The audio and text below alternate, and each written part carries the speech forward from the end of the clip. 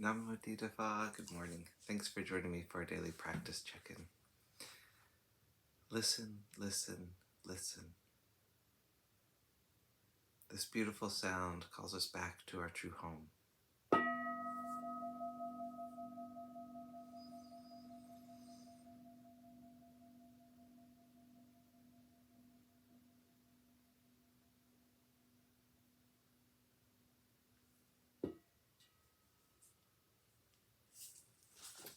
The third mindfulness training.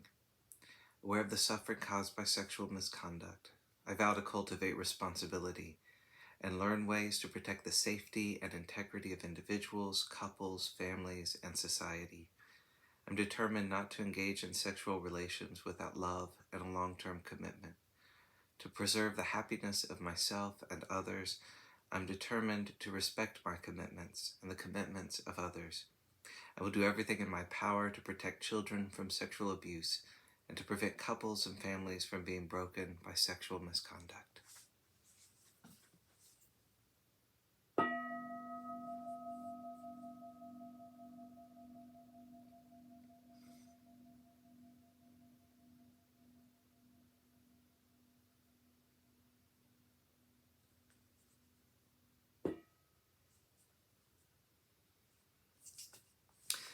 We're reading Ajahn Chah's book, Everything is Teaching Us. And this morning, we're beginning a new Dharma talk, Wholehearted Training.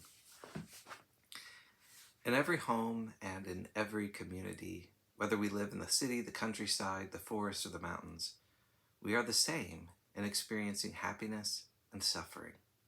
So many of us lack a place of refuge, a field or garden where we can cultivate positive qualities of heart.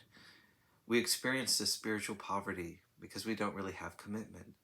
We don't have clear understanding of what this life is all about and what we ought to be doing.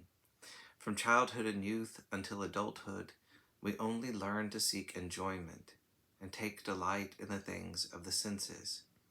We never think that danger will threaten us as we go about our lives, making a family, and so on.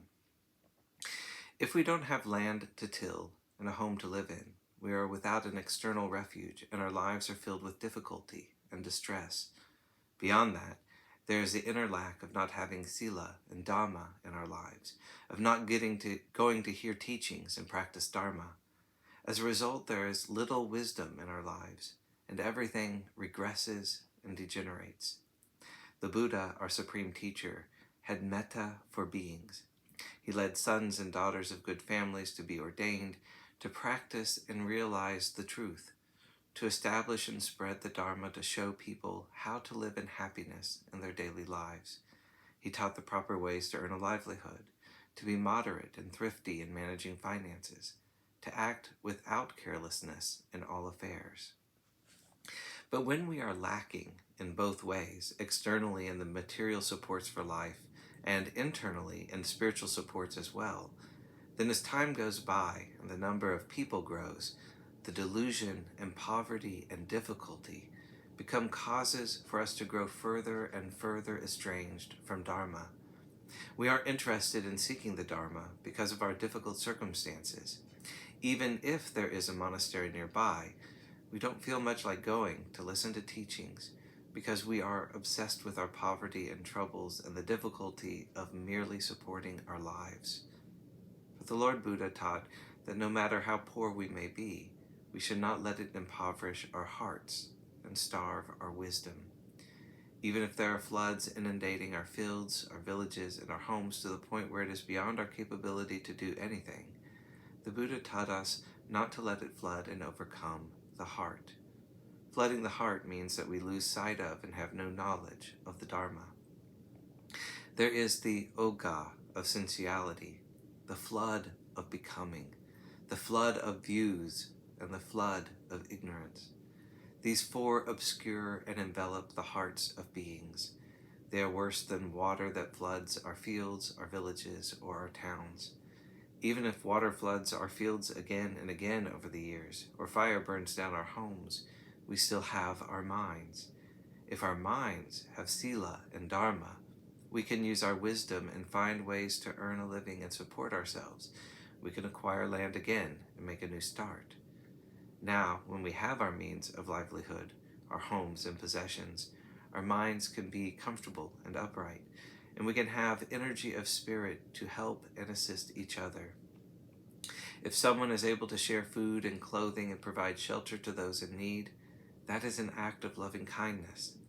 The way I see it, giving things in a spirit of loving kindness is far better than selling them to make a profit. Those who have metta aren't wishing for anything for themselves. They only wish for others to live in happiness. If we really make up our minds and commit ourselves to the right way, I think there shouldn't be any serious difficulty. We won't experience extreme poverty. We won't be like earthworms. We still have skeleton, eyes and ears, arms and legs. We can eat things like fruit. We don't have to eat dirt like an earthworm. If you complain about poverty, if you become mired in feeling how unfortunate you are, the earthworm will say, "Don't feel too sorry for yourself. Don't you still have arms and legs and bones? I don't have those things, yet I don't feel poor." The earthworm will shame us like this.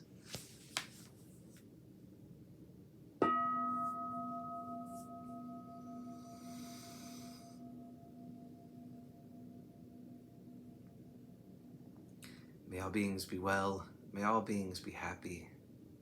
May all beings be peaceful. Sadhu, sadhu, sadhu. Thanks for joining me today.